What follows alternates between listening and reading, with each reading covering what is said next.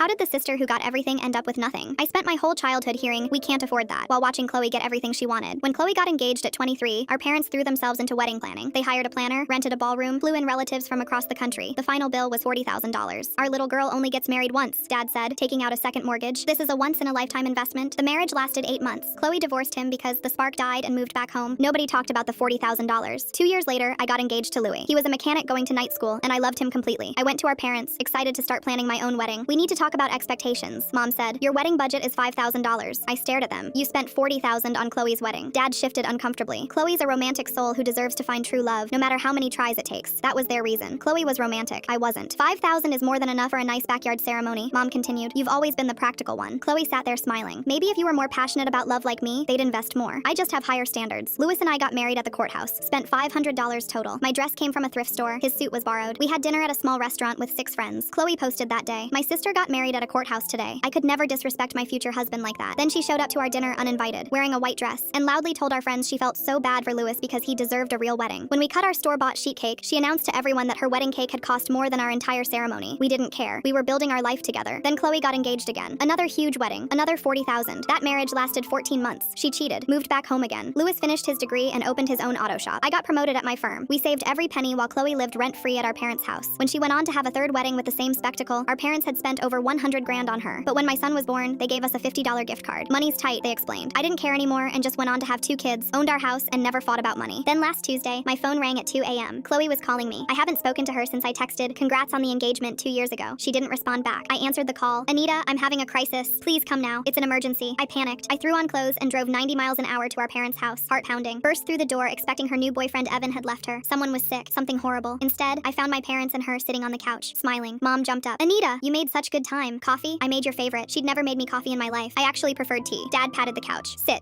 You look wonderful. Is Louis's business doing well?" Chloe kept touching my arm, complimenting my jacket, my hair, even my car keys. I was already annoyed. "What do you want?" Chloe's tears started as if on cue. She grabbed my hands dramatically. "Evan finally proposed properly with the ring I deserve, but Mom and Dad can't afford the wedding anymore. They're maxed out." She sobbed. "I need 30,000 or I'll have to cancel everything." I laughed like that was the funniest thing I ever heard. "You'll help her, right?" Mom asked sweetly. "Like when I needed help with my wedding?" "That was different," Chloe whined. "This is my last chance at happiness. And my first chance wasn't important?" Dad stood up. "Anita, be reasonable. You have money now. Don't be selfish." I tried not to explode. "So did you. You spent it on her 3 failures while I got $5,000. You're being heartless," Mom said. "Just like always." "No, Chloe's too romantic for marriage. She's so romantic, yet she doesn't know how to be a wife." Chloe started bawling. I slammed the door as they yelled at me.